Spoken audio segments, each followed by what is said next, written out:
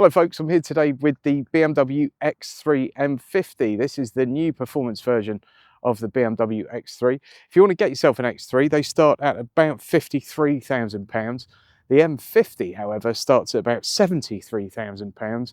And the one I've got today is fairly loaded with options. This wonderful paint, by the way, 1,700 quid to you. If, of course, the pricing seems absolutely astronomical and daft, don't forget to check out leasing.com, link in the video description and a QR code popping up on the screen for you.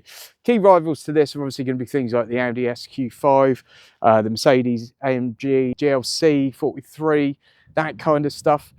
With this one, they seem to have gone for a little bit more comfort inspired rather than the outgoing performance X3, which is the M40i, I believe, was a little bit more aggressive, a little bit more perhaps driver focused, and I think they've made this one a little bit friendlier, so they've rounded off a few of the edges. You've still got this big controversial kidney grille on the front, which you can light up on this. I actually don't think it's a terrible looking car though for what it is. You know, it's a big SUV, and big SUVs are not always designed to be gorgeous and sexy, are they? But I don't think it's too bad. The star of the shows here is this big 3-litre straight six B58 petrol engine. It is also turbocharged. This is combined with a 48-volt mild hybrid system, which should help to reduce a little bit the turbo lag. I've got an 8-speed automatic gearbox and all-wheel drive setup. That all-wheel drive system, by the way, is rear-wheel drive bias, so it still gives you a bit of driving enjoyment. This bad boy puts out 398 PS of power, 0 to 62 in 4.6 seconds, and the WLTP figures between 35 and 37 mpg. In the real world, I've actually had just over 32 from it, which I don't think is too shabby. We've got a 570 litre boot, which doesn't sound massive, but it looks huge. Like, it looks really huge. With the back seats down, you've got over 1,700 litres. There's also a bit of underfloor storage there, and you've got a 12-volt socket, a button to pop the back seats down, and a little storage net there. It's also a 40-20 split here, so if you have got long items, they're easy enough to get in. And there's a very simple load cover that works like that. So in the back, it's nice and spacious, but of course this is not an EV, so we do have a big transmission tunnel, which means that you are going to lose a little bit of the floor room when you've got 3 passengers in here. In normal circumstances, you'd get 3 adult passengers in the back here in absolute comfort, but because of that transmission tunnel, you know, it's going to get a little bit cozier in the foot region. We do have a touch screen down here for aircon controls and seat heaters. We've got heated rear seats in this one, and 2 USB-Cs, a little pooky thing there. As far as legroom goes, I've got about that much legroom with this in my normal driving position, and about that much headroom despite having this huge panoramic roof. We also, of course, have a very, very squishy central armrest and a couple of cup holders there. Really nice materials have been used throughout this, apart from really the bottom of the door bins, and the back of the seats is a bit like that. And we've also got some storage nets on here. Vents down here, nice simple controls. That is all physical and not screen based. No touchy slidey things there. And all in all, it's a really nice rear cabin. When you first get in this car, it just looks like ultra premium. Everything feels lovely, but it doesn't feel premium in a granddad kind of way. It feels premium in a kind of sporty, modern way. You've got this ambient lighting all around the cup holders, around the dash. That changes with your drive modes. We've got 2 big screens here, and you will notice immediately there's a distinct lack of physical buttons, particularly compared to the last version of this car, and that's not always a good thing. The aircon controls are now screen based. They're easy enough to get to, and you've got some shortcuts and things down here, along with your iDrive control wheel and your little gear selector and your start stop button. We're on iDrive 9 now. That's kind of predictably excellent, and this driver information display is pretty brilliant, packed with information and nice and clear. You've also got a head-up display on this one, which I don't know if the camera's picking that up, probably not, but that's nice and clear and straightforward. This will also bring over commands from your Google Maps if you're using Apple CarPlay for your navigation. And the BMW's own navigation system is very good and really quite snappy and responsive. They've obviously got a very decent processor in this unit. All this is really quite good, although I would prefer some more physical buttons and dials. I may have mentioned that in other videos, I'm not sure. On the dash, we've now got a very nice textured cloth material, which is similar to what you get in new Minis. And it just makes a nice change from squishy stuff or pretend leather or something else that's a bit garish. It's just nice and understated, but it feels like quality. What doesn't feel so much is just on the door here, next to the door handle pull, there's like a slidey thing to control your vents, and then the memory buttons for your seats are up here as well, and that just doesn't feel great. It doesn't feel premium, it doesn't feel BMW. Down here you've got a couple of cup holders, a wireless phone charger, and a couple of USB-Cs, a nice big cubby in there which is also nicely cushioned. So far so good. Once you get down to the bottom of the door cards, again, they feel cheap, and this is happening on a lot of German cars. These parts of door trims are not exactly the end of the world, are they? They're, you know, door pockets that you touch once in a blue moon. But when they're felt lined and they feel nice and solid, it does make a difference. You know, I had a very expensive Audi on the channel recently, which was the same kind of money as this. And that too, it felt a little bit cheap in the door pockets compared to, you know, what we've seen from Audi in the past. This, less so, I have to say. It does feel still a bit better than we've got in the Audi, and you might well expect that from BMW. But I want that to feel like it's built like a tank. The steering wheel is brilliant. The BMW steering wheel is the best in the business, in my opinion. It's got some fairly simple controls on it. There's a set button here for things like your adaptive cruise control. If you hold that down, it'll actually turn off the speed limit warnings. So if you find that particularly annoying, that's the easiest thing to do from your steering wheel. We've got these brilliant gear selector paddles. It's heated, the seats are heated in this one as well. You know, all of this is just absolutely lovely. And the seats are absolutely glorious. Lots of adjustability. You can adjust the bolsters in this, and they really are very, very comfortable and hold you in place, which in a car that's got this kind of power could prove to be useful. We've obviously got wireless Apple CarPlay, etc., and that works brilliantly well. This one's also got the Harman Kardon sound system, which comes as one of the upgrade packs, optional upgrade packs, I should say, and that sounds absolutely brilliant. When you get behind the wheel of this new X3 M50, it's nothing short of wonderful in pretty much every aspect. Now, if you've come in from the previous X3 M40i, you might feel like it's lost a tiny bit of its kind of sharpness, perhaps. And that's because this feels more like an SUV. That for me, I spent 15 minutes in one at an event one time, but it felt too much on the performance side for an SUV. Like, an SUV primarily should be something that you can go and do the shopping in, you can ferry the kids around, you can go and do a family holiday in it, you can take it to IKEA, you can also take it down a country lane or a muddy farm track, and it's absolutely happy doing all those things. And for me, that felt like if I'd taken that down a country lane, or actually a major A road in this country now, we've gone over a load of potholes and all the rest of it, I'd be going to the dentist the next day, and possibly the chiropractor, to replace the fillings in my teeth and put my spine back in the correct place. This feels like it's got the balance in a much better place. So although it's still undoubtedly a performance car, I mean, we'll talk about the performance in a sec, but it's very, very good in that regard. It feels very comfortable. This one has got the adaptive dampers, and I strongly suggest you get that. Albeit I've stayed in comfort mode for 90% of 95% of the time probably, because it's that good. And I don't feel like you particularly feel like you're lacking with the performance side of things, in the way that, you know, it handles and body roll and that kind of stuff.